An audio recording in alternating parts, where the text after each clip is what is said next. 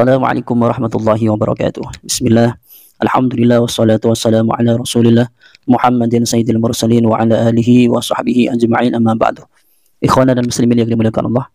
Pada kesempatan kali ini kita akan membahas tentang masalah apakah kita ini di dalam polemik antara Muflis Safitra dengan atau Ustadz Adi Hidayat, kita memilih Ustadz Adi Hidayat atau Muflis Safitra.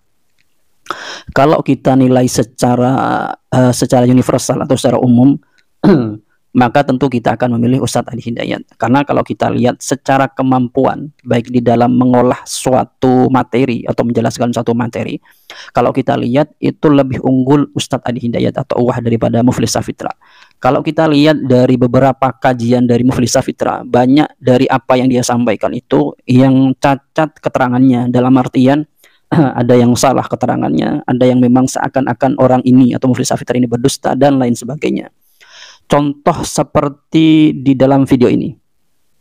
Apakah bayi yang keguguran pada usia 9 bulan kehamilan harus disolatkan? Tidak harus, tapi sunnah. Diberi nama? Iya.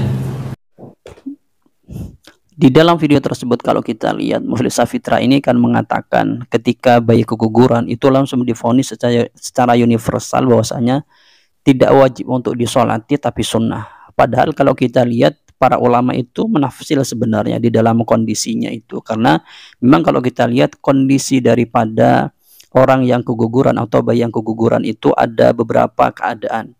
Kalau keadaannya itu masih ada amaratul hayah atau masih ada tanda-tanda kehidupan, baik dengan misalnya dia bergerak atau yang lainnya, maka nanti tajhisnya seperti halnya yang umum dilakukan kepada mayit yang lainnya atau pada mayit yang dewasa.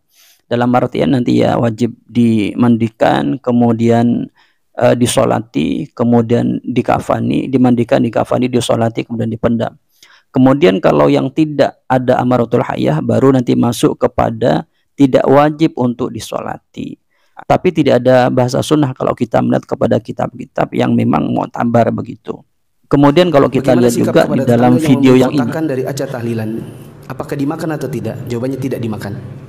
Tapi kasih kepada yang membutuhkan, misalnya orang miskin yang butuh makanan, atau bisa dikasih hewan untuk makanan mereka.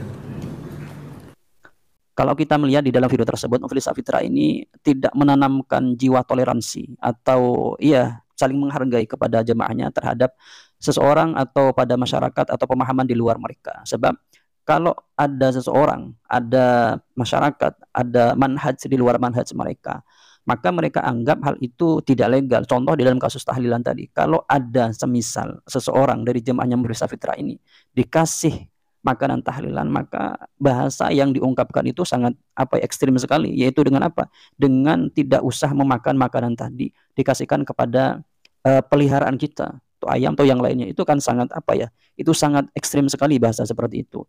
Padahal kalau kita melihat gurunya Muflis Safitra ini, yaitu salah satunya Ibnu Baz atau Ibnu Baz, yang beliau ini merupakan salah satu dari rektor atau salah satu mufti yang ada di Timur Tengah, tepatnya di Arab Saudi atau di Jeddah. Beliau ini ketika menyikapi tentang masalah tahlilan, beliau ini masih memerinci kalau seseorang atau ahlul mayit ini ketika ada misalnya ada ahlulnya atau ada keluarga yang meninggal, menyiapkan satu hidangan atau maktam atau ihtifal di sana, kemudian orang-orang berdatangan, ini yang tidak boleh. Karena masuk di dalam hadisnya Jabir, yaitu kalau membuat satu pesta dan orang berdatangan, maka istimanya dianggap sebagai niyah. Tapi kalau menurut Ibnu Baz, kalau kasusnya berbeda, contoh, kita atau ahlul mayit itu tidak menyediakan satu maktam atau ihtifal atau perayaan, atau tidak, bahasa kita tidak melakukan nyembelih ayam atau apapun, tidak menyiapkan makanan.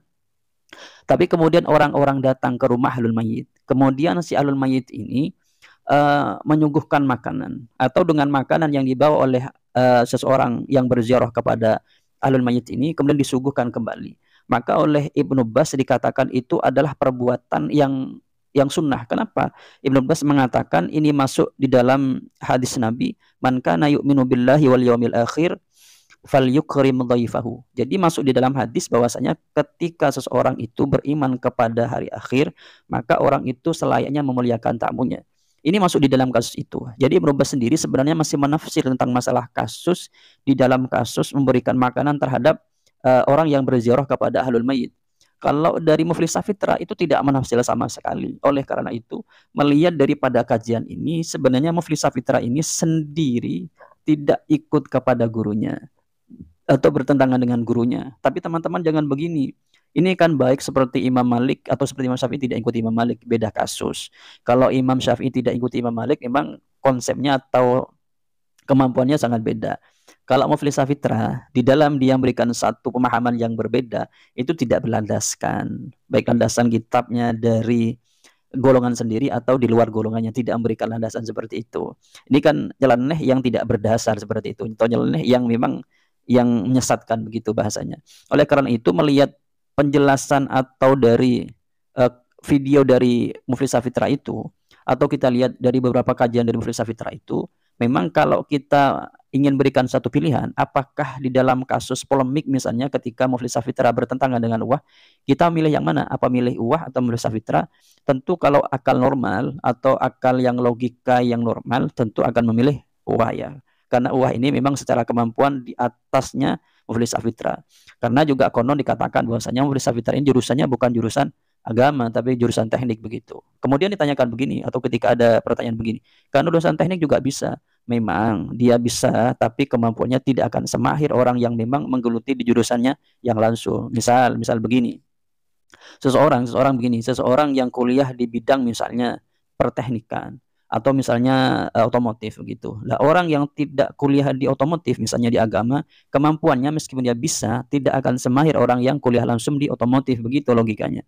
Jadi Muflis Safitra ini kalau dikatakan bisa dia mengisi satu kajian, mengisi ceramah atau mengisi ini dan itu, tidak akan semahir orang yang memang langsung menekuni di bidangnya. Contoh ya seperti UWAH ini, kalau kita lihat kemampuannya berbeda begitu. Meskipun sebenarnya pada secara universalnya orang itu tidak ada yang sempurna, itu memang benar. Tapi kalau melihat rata-rata dari kemampuannya, ya jelas milih Ustadz di Hidayat atau UWAH ya. Dan kalau kita melihat memang Muflis Safitra ini apa ya, di dalam dia mendidik memupuk rasa demokrasi atau rasa menghargai atau sosialisasi pada jemaahnya itu sepertinya kurang. Dan ini apa ya, bisa kita lihat di dalam video tadi itu menganjurkan tidak bertoleransi atau tidak menghargai orang yang beda manhaj dengan mereka. Padahal kita ini di Indonesia itu apa ya, banyak sekali yang berbeda ya, adatnya berbeda, agamanya berbeda, ini dan itunya berbeda. Kita harus bisa saling menghargai. Oleh karena itu, kalau kita mau memilih, maka memilih UWAH itu lebih bagus daripada Muflis Safitra.